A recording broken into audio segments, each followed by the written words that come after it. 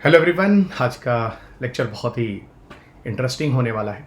और आज हम जिस टॉपिक को लेके बात करने वाले हैं वो है ऑप्शनल सब्जेक्ट जो हमें मेंस में लेना है, उसमें किस चीज़ों का ध्यान रखना चाहिए, किन तरीक़ों का अपनाना चाहिए और जहाँ पर हम ज़्यादा से ज़्यादा अच्छा ऑप्शनल सब्जेक्ट में कर सकते हैं। बहुत कुछ चीज़ें आपको दिखाऊंगा, कुछ सेलेक्टेड स्टूडेंट्स के मार्कशीट भी आपको दिखाऊंगा और काफ़ी हद तक आपको उम्मीद करता हूँ ये लेसन जो वीडियो आज मैं बना रहा हूँ ये आप सबको बहुत मदद करने वाला है, क्योंकि आप में से बहुत सारे स्टूडेंट्स जो डिफरेंट बैकग्राउंड्स के हैं, बहुत सारे इंजीनियर्स हैं, बहुत ह्यूमैनिटीज सब्जेक्ट्स हैं, बहुत सारे डॉक्टर्स हैं, डिफरेंट डिसिप्लिन जो मैं बोल रहा हूँ, आप इन सारे डिसिप्लिन से आते हैं। पर हाँ, यहाँ पर अगर ऑप्शनल का जब चुनाव करना होता है तो किन चीज़ों का ध्यान देना आवश्यक है। तो वही मैंने बोला, यह विषय, यह चैप्टर, जो टॉपिक मैं लेकर आज आपके साथ हूँ, बहुत ही इंटरेस्टिंग होने वाला है। और काफ़ी हद तक बताऊँ तो ये आपके सिलेक्शन में काफ़ी रोल प्ले करेगा। क्यों करेगा, मैंने फिर बोला, कुछ मार्कशीट भी मैं आपको कुछ टॉपर्स के दिखाने वाला हूं जहां पर आपको काफ़ी चीज़ों के बारे में समझ और ज़्यादा विकसित होगी। सो आइए दोस्त, मैं डॉक्टर रवि गिरी आप सबका अनअकैडमी के ऑनलाइन प्लेटफॉर्म में हार्दिक स्वागत करता हूं। मैं आपको विज्ञान, तकनीकी और इन्वायरमेंट पढ़ाता हूं और पिछले 18 सालों से लगातार I am taking your classes for civil service examination. मेरी 2 किताबें भी आती हैं जो मैग्रा हिल से प्रकाशित होती हैं, you people can read out. मेरी एक संस्था है द पूर्वांचल IAS पर I am taking the class face to face Gorakhpur. Finally this my Telegram channel जहाँ पर आपको PDF मिल जाते हैं, यानी अकेडमी प्रोफाइल है जहाँ पर आपको मेरी सारी क्लासेस के जो भी लिंक्स होते हैं वो यहीं पर मैं आपको क्लासेस लेता हुआ मिल जाऊँगा। रवि UPSC मेरा कोड है, जब भी आप कोई कोर्स ज्वाइन करते हैं रवि UPSC कोड को यूज़ करने पे आपको फीस में एक्स्ट्रा डिस्काउंट भी मिल जाता है। इंडिया के best educator UPSC CSE classes लेते हुए आपको अनअकैडमी के प्लेटफॉर्म पर मिल जाएंगे। आप सबके लिए एक अच्छा ऑप्शन है, अब आप घर बैठ कर भी इंडिया के जो टॉप मोस्ट एजुकेटर्स हैं, हाईली एक्सपीरियंस फैकल्टीज हैं, उनको आप लाइव लेसन्स उनकी घर बैठ के कर सकते हैं। आइए फाइनली हम बात करने वाले हैं कि ऑप्शनल पेपर का चुनाव कैसे करें, how to select an optional paper. सबसे पहली बात जो सबसे पहले आपके दिमाग में आती है वो क्या आती है, क्या आप सोचते हैं ऑप्शनल विषयों को लेकर। पहले मैं उस पर थोड़ी सी चर्चा करता हूँ। देखिए, ये स्लाइड्स उसमें मैं लिखा मैंने कम है, लेकिन बोलने वाला मैं बहुत कुछ हूँ। पहली बात, जो पहला कंफ्यूजन आपको ऑप्शनल सब्जेक्ट को लेकर रहता है, फाइन, वो ऑप्शनल सब्जेक्ट को लेकर कंफ्यूजन कैसे आते हैं, किस तरीके से आते हैं। तो पहली बात जो आपको पहले लेवल का कंफ्यूजन होता है वो यही होता है कि भाई मैंने अपने डिग्री कोर्सेज कर लिए, मैंने अपना ग्रेजुएशन कर लिया, चाहे ह्यूमैनिटीज़ में कर लिया, चाहे साइंस में कर लिया, चाहे इंजीनियरिंग कर ली या मेडिसिन कर लिया, मेरे डिग्री कोर्सेज हो गए। तो क्यों ना हम ऐसा करें कि मैं अपने डिग्री कोर्सेज के ही सब्जेक्ट को एज एन ऑप्शनल सब्जेक्ट ले लूँ। The first question that is inside your mind, और ये बनता भी है। सेकेंड लेवल पर जो क्वेश्चन आपके दिमाग में आता है, यार मैं कोई ऐसा ऑप्शन लूँ जो कि स्कोर अच्छा कर जाए। फाइन, देखिएगा जितने लेवल पर आपके कंफ्यूजन्स जब आपको ऑप्शनल सब्जेक्ट लेना होता है तो आता है।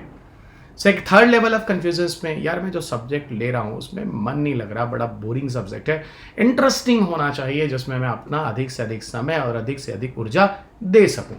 अब देखिए, ये जो 3 लेवल ऑफ कंफ्यूजन जो मैंने लिखा है ना, this is the first level of confusion.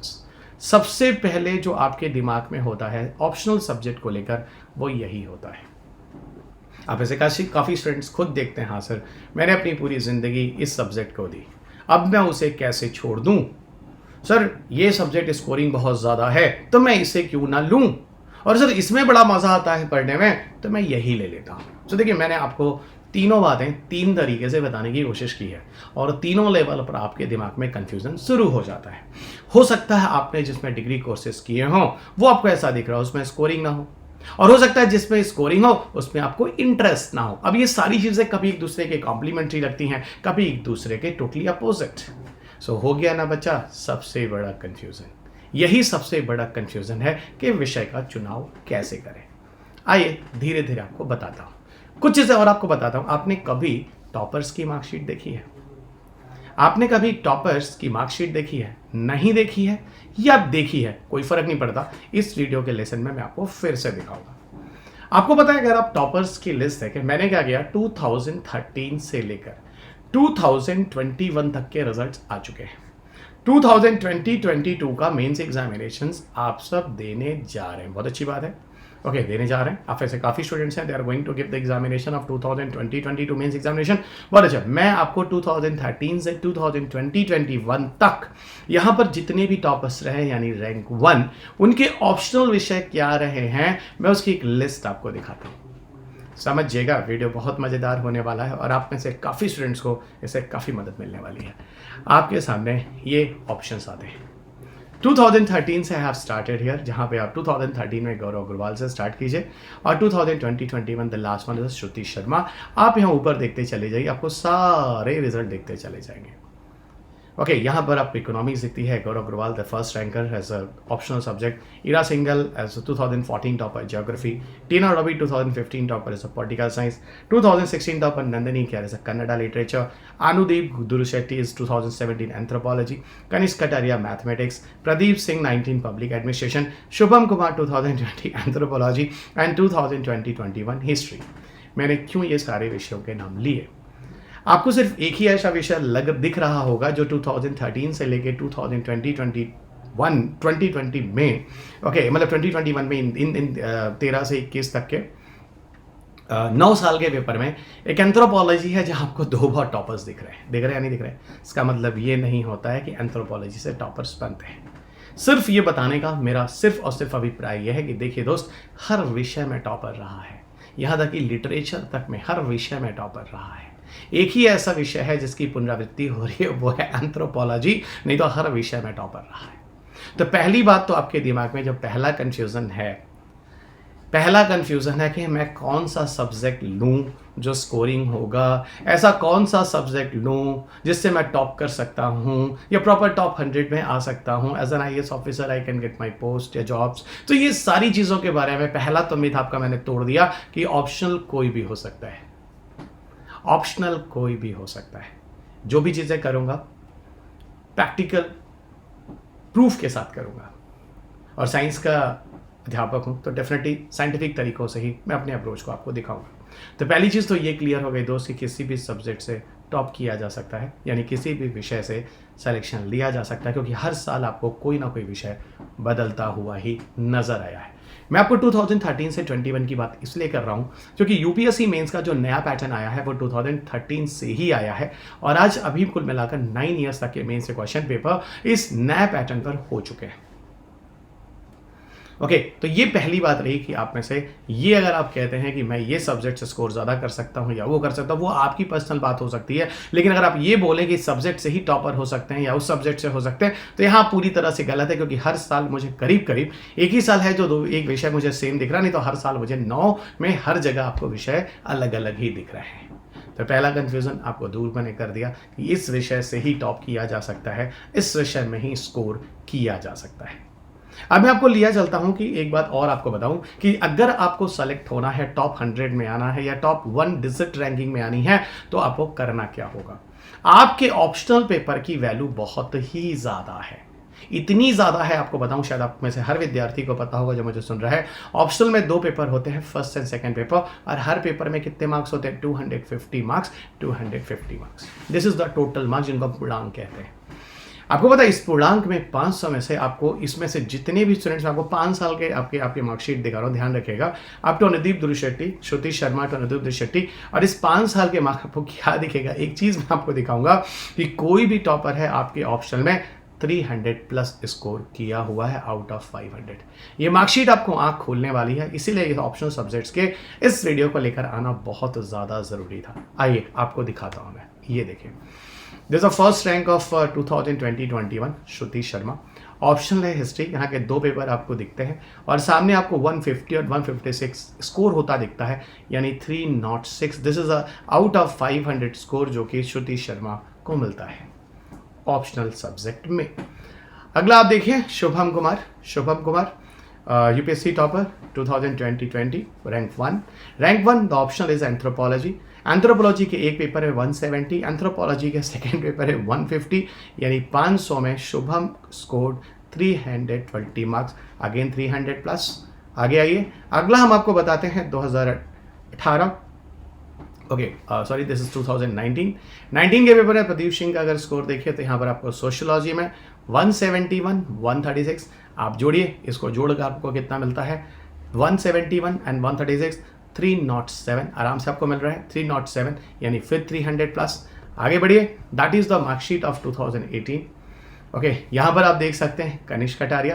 Kanishka Kataria को तो अगर आप देखोगे तो लिटरली आप शॉक्ड हो जाओगे।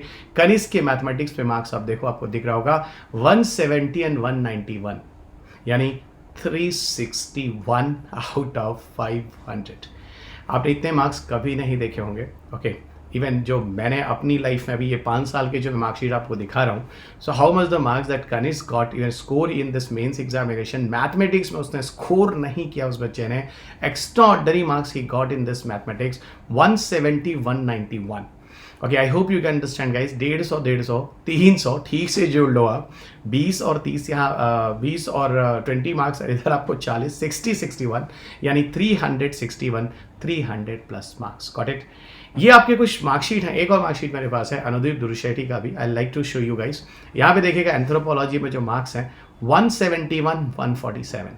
आप खुद जोड़ लीजिएगा, आपको खुद दिख रहा है दैट इज अराउंड 318।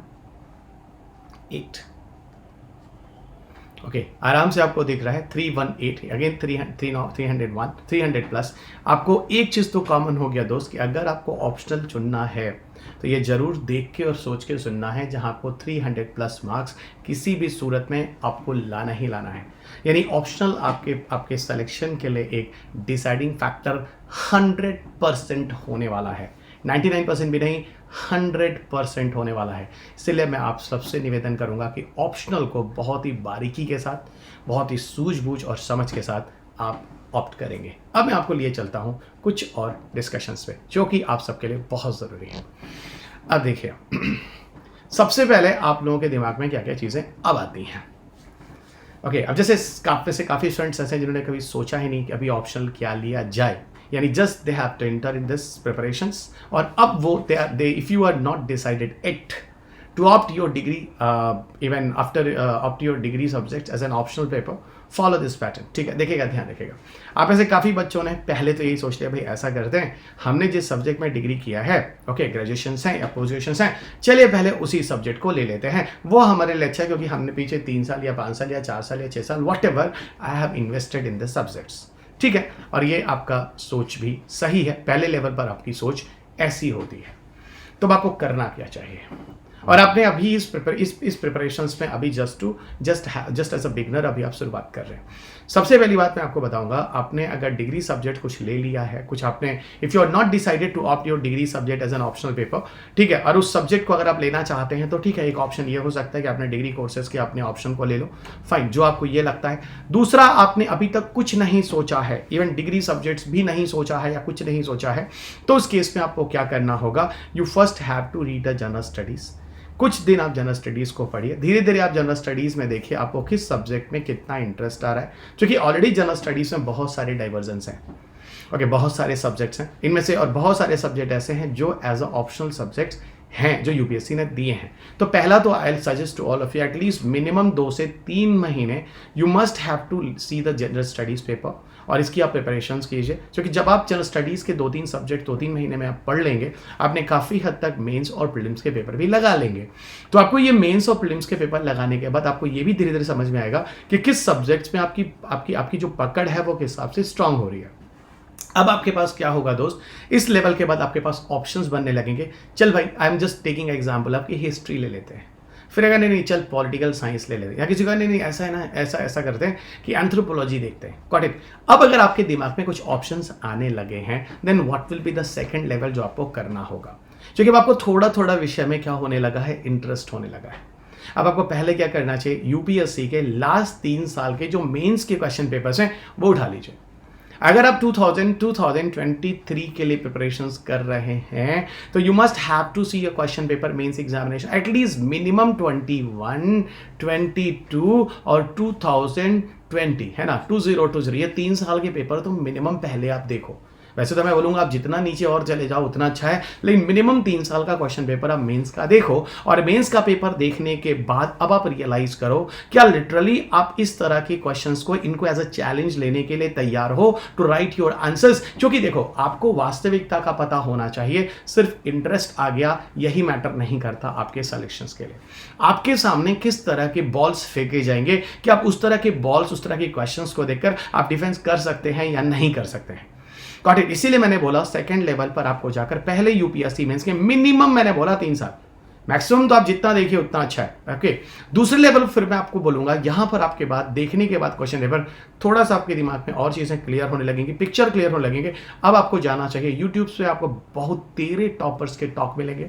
ये बच्चे बहुत अच्छे होते हैं, जब सिलेक्शंस होते हैं ये आप सबके नई जनरेशन के लिए अपने विषय के बारे में कुछ ना कुछ वीडियोस कहीं ना कहीं आपको यूट्यूब से मिल ही जाते हैं। इनके यूट्यूब्स के वीडियोस सुनिए, ये उस विषय के बारे में बताते हैं, उन विषय में उनको क्या पॉजिटिव मिला, उन विषय में क्या नेगेटिव मिला, इनको सुनिए। एटलीस्ट कुछ टॉपर्स टॉक आपको यूट्यूब पे सुनने पड़ेंगे और यूट्यूब पे आपको काफी हद तक चीजें और क्लियर होने लगेंगी। दूसरी चीज, उसके बाद आपको तीसरे लेवल पर जाना है। आपको उस विषय से जुड़ा जो एक एक्सपीरियंस फैकल्टी है, इवन हम अनअकैडमी पे प्लेटफॉर्म पर आपको वो सारे एक्सपीरियंस फैकल्टीज का ऑप्शनल सब्जेक्ट आपको कराते हैं। इवन अभी मैं भी आपको बोलूंगा, अब आपको जाकर किसी एक्सपीरियंस फैकल्टी के लेक्चर्स को यूट्यूब पर आकर जरूर सुनना चाहिए। ये आपके सब्जेक्ट के चुनाव के लिए ये लेवल, इस लेवल पर आपको चलना होगा। You paper remember the first, आपको 3 साल के पेपर देखना है मिनिमम।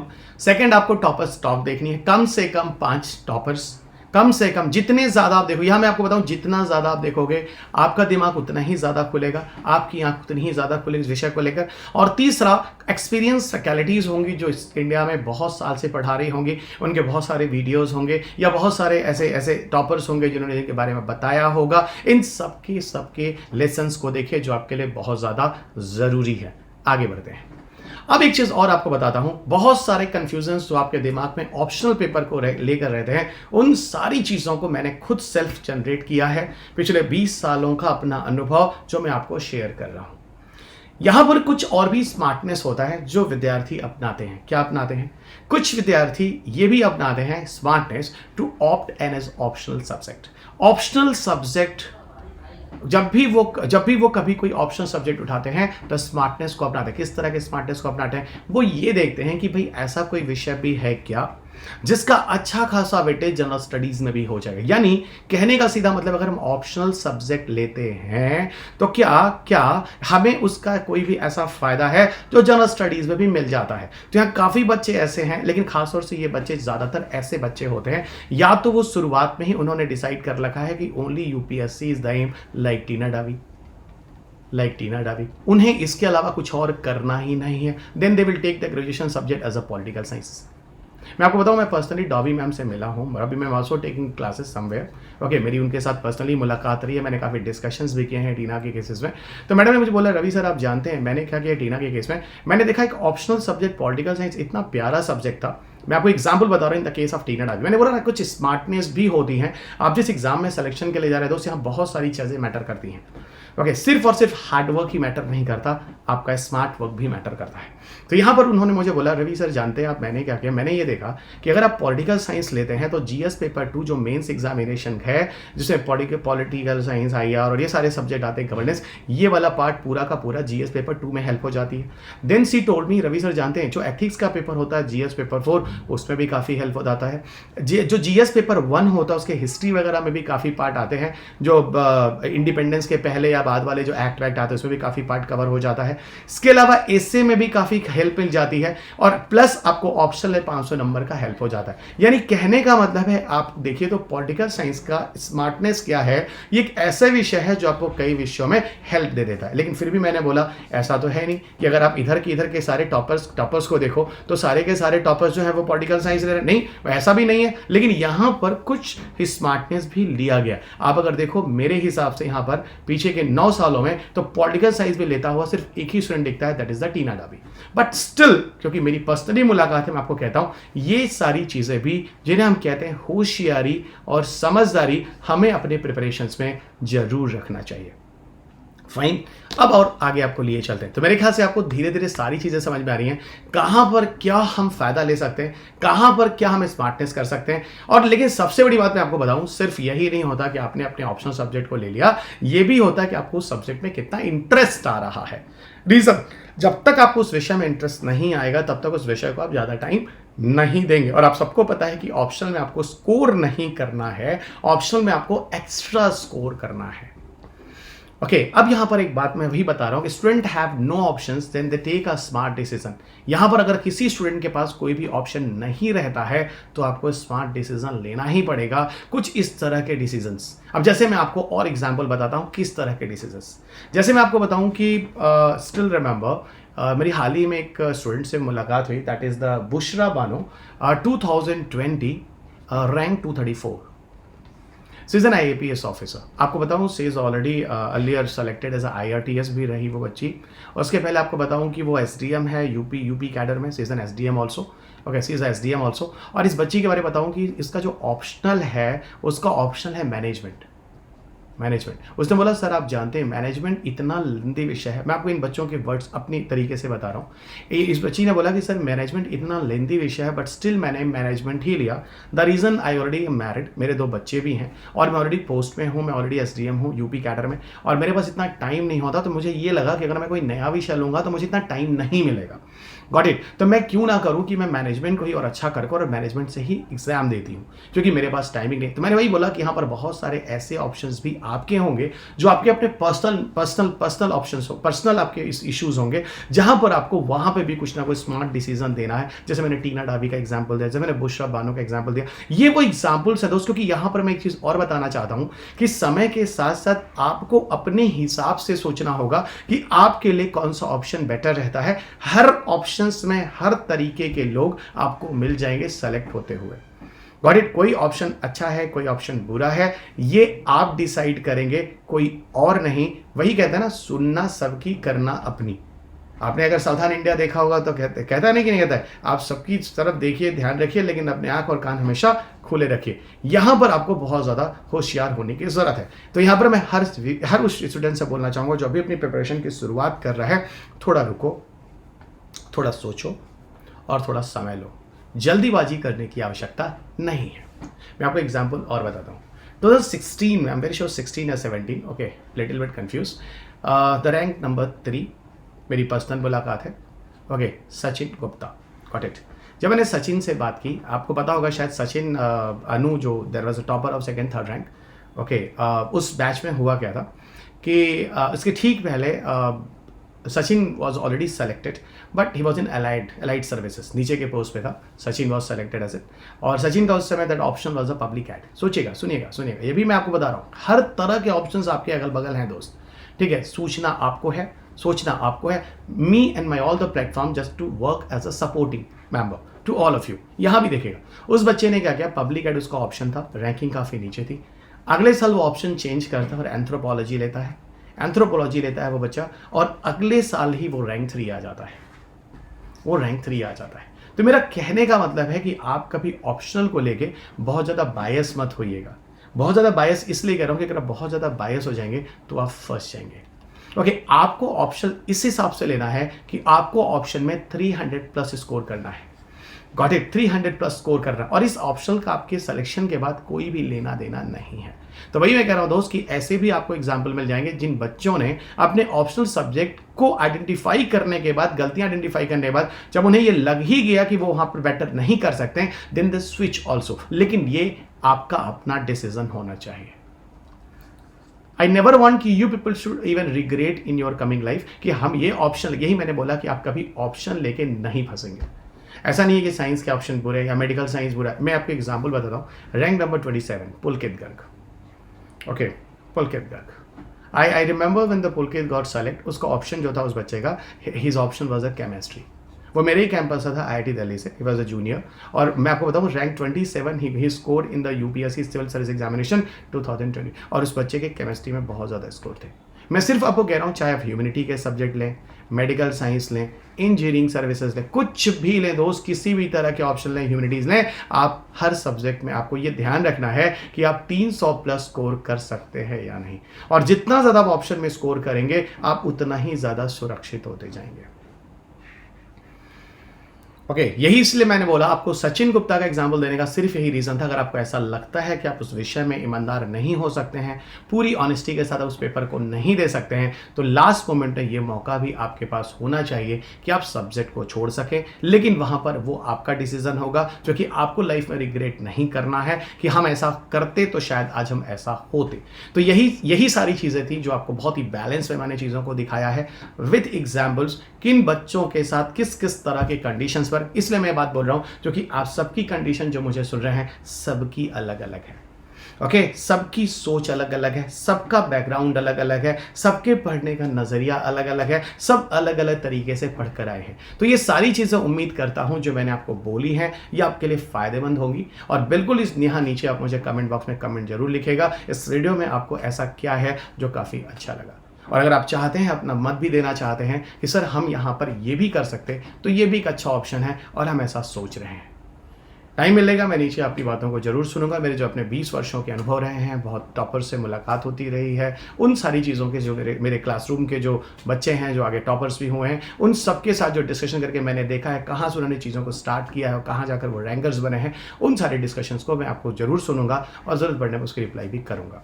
ये सारे के सारे जो PPTs हैं आपको टेलीग्राम चैनल पर मिल जाते हैं। यहाँ पर आके आप सारे के सारे PDF ले सकते हैं। इसके अलावा आपको यहीं पर मेरे वीडियो लिंक्स भी मिल जाते हैं। अनअकैडमी पर मेरा प्रोफाइल unacademy.com/रवि अग्रहरी, रवि पे 2010। यहाँ पर आपको मेरी प्लस की क्लासेस के अलावा मेरी स्पेशली क्लासेस भी मिल जाती हैं। रवि UPSC मेरा कोड है, याद रखिएगा। जब भी आप अनअकैडमी पर कोई कोर्स लेते हैं तो इसे यूज़ करने पर आपको जो भी छूट है उसमें एक्स्ट्रा छूट 10% तक आपको दे दिया जाता है। अनअकैडमी आपको प्लस और आइकॉनिक सब्सक्रिप्शन देती है YT UPSC यूज़ करने पर। इसके अलावा कॉम्बो लेते हैं वहाँ पर भी YT UPSC, या ऑप्शनल सब्जेक्ट लेते हैं वहाँ पर भी IT UPSC पर आपको 10% तक छूट दे दी जाती है। अनअकैडमी के जो हमारे GS CSE कॉम्बैट होते हैं वो हर संडे को होते हैं, ठीक 11 बजे। आप इसे ज्वाइन करना ना भूलें। UPSC CSE टेस्ट सीरीज आपको अनअकैडमी दे रहा है आपके मेंस के लिए, जनरल स्टडीज और ऑप्शनल दोनों के लिए ऑलरेडी अवेलेबल है। रवि UPSC कोर्स से ज्वाइन कर सकते हैं और 2 साल या उसके ऊपर के सब्सक्रिप्शन को अगर आप अनअकैडमी पर लेते हैं, अतिरिक्त वर्षों के लिए भी आपको जरूरत पड़ने पर अनअकैडमी आपको सब्सक्रिप्शन देता है। रवि UPSC कोड को आप यूज़ कीजिए। Unacademy is the best platform. यहाँ आपको बहुत सारे ऑप्शन मिल जाते हैं, एजुकेटर के वेरियस ऑप्शन मिल जाते हैं, अनलिमिटेड क्लासेस मिल जाती हैं, लाइव मेंटरशिप मिल जाती है। लास्ट 2020-2021 में 170 से अधिक टॉपर्स हमारे प्लेटफॉर्म से रह चुके हैं, किसी तरह से हेल्प ले चुके हैं। अनअकैडमी आपको 0% EMI पर भी ऑप्शन देता है, लोन फैसिलिटी आप ले सकते हैं। मेरे क्लासेस आपको साइंस टेक, एनवायरमेंट, एग्रीकल्चर, ये सारे के सारे ऑप्शंस मेरी क्लासेस आपको प्लस में मिल जाती हैं। कोर्स को ज्वाइन करने के लिए रवि UPSC कोड को यूज़ करें। इस चैनल को सब्सक्राइब करना मत भूलें, वीडियो को लाइक और शेयर करना ना भूलें। और जिन जिन बच्चों को मेंस में ऑप्शनल सब्जेक्ट को लेने में अभी कठिनाई है, इस वीडियो को जरूर सुनें। धन्यवाद दोस्त। अगले लेसन में आपके साथ फिर मुलाकात होगी किसी नए वीडियो के साथ, किसी नए सपोर्ट के साथ। तब तक अपना ख्याल रखें, स्वस्थ रहें, खुश रहें, मस्त रहें, मुस्कुराते रहें। जय हिंद।